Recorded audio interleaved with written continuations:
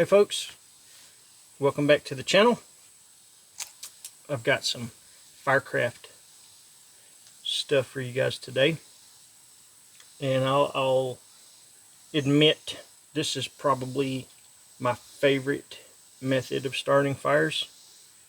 It's nowhere near the easiest. It's not hard, but it's not as easy as lighting a big pile of shavings with a lighter.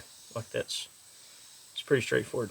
This though, I think I enjoy building the kits as much as the process itself. But Flint and Steel is the name of this way. And this is just a tin with some char cloth in it. But this is a complete kit. And this is the one that I probably use the most. This guy is one of my favorites too. It's just a good looking kit, I think. And it's got pieces from all over the place. I got this in 2017 at the Pathfinder Gathering from Rocky Woodland Forge.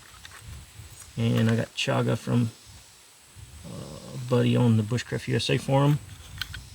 This is a tool that we made at a Flint napping class with Justin Cook. There's char cloth and other stuff in there. But all these things to create these kits have a little meaning to them. Or at least mine do, anyway. I have some strikers that my sister got me from Scotland. I got them from friends that are metal singers that they got for me from Sweden. Just a bunch of different components to make a full kit. To make a kit, you need a high carbon steel striker like this guy. Some sort of tin. Like these little Altoid tins work really well. And some char. This is just charred cloth in here. And then a rock. So this is a big, huge piece. But some stone that is harder than the steel. Get all this out of the way. Can't hardly see spurts up here, can you?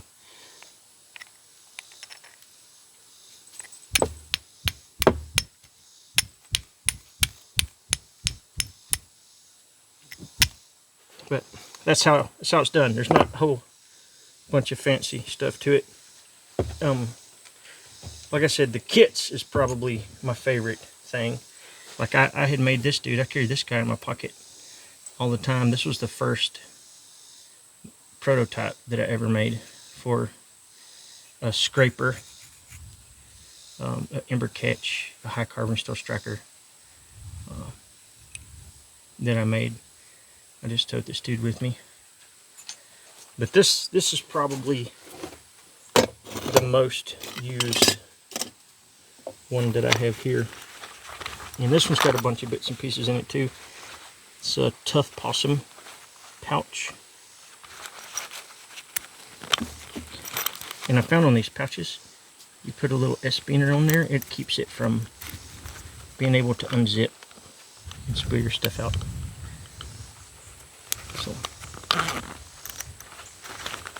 but this thing is going to have the same components in it that this other stuff has. So it'll have a fun little char tin that I got from a different buddy in a package from Bushcraft USA. And it actually is a kit in itself. There's a stone and a small piece of file in there. There's some ovum from a gourd that'll catch a spark. There's some chaga in there. But this is a self-contained Flint and Steel kit by itself, but this is just my char tin that if I needed to char some material, I would just use that guy, and it lives in my pouch. So there's my tin, a couple of pieces of stone. It's just debutage from different projects. Some jute twine that I could make a tinder bundle out of. Another piece of stone. A oval striker that I also got in 2017 at the Pathfinder Gathering from Self-Reliance Outfitters. There's some chaga in there. It's kind of floating around. There's a bag that I keep char cloth in, and some extra 100% cotton material. But as long as you have the tin, can find hard enough stone, like we don't have flint or chert much in my area. We have to find quartz when we do it, but if you have the stone, the tin, and the striker, and some sort of material that you can char, this goes a long way. And like a piece of, I'll get some out of this thing, but I'll put this guy back up. But a piece of char goes a long way. Like there's a lot you can do with just a small piece, and depending on how bad you need it to work, or how bad you need to catch these sparks, can go by your size. So like if I really needed to catch some, I'd pull me off a great big piece. But if we're just doing demonstration purposes,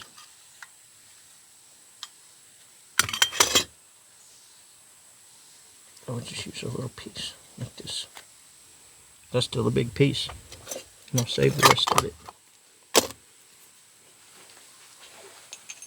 And I'm a catcher. I like to catch it. So let me get me a different piece of flint, a smaller one. Over here. So I'll use this dude. And when I do it, I'm going to take my charcoal and I'll put it right on top. And then I've got to try to keep it in frame without making a bunch of...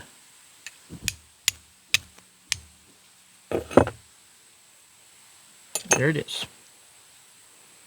You could even tear this off and save parts of it if you wanted to. But you would take this and poke it into a tinder bundle and blow it to flame. But yeah, that's basically flint and steel. Easily my favorite. I can do some more in-depth videos on the how-to process. That's basically it. I would say the blowing to flame of a tinder bundle is a skill all in its own, because you can do that with a whole bunch of different stuff. So if you can get an ember in it, into the bird's nest or tinder bundle, whatever you call it, and blow that to flame, that is an additional skill I would say you would want to have to this. But you could also use, like a striker, you can also use the spine of like a bush baby, or something in 01. This is 01. 1095, 1085, 1075, all that stuff's still got good enough carbon content that you can get sparks off the back of it. But fun. Like I said, the kit creation and using it's probably my favorite. But yeah. Alright guys, look. It's what's today? Thursday. Y'all have a good rest of your week and a good weekend. And we'll catch you later. Peace.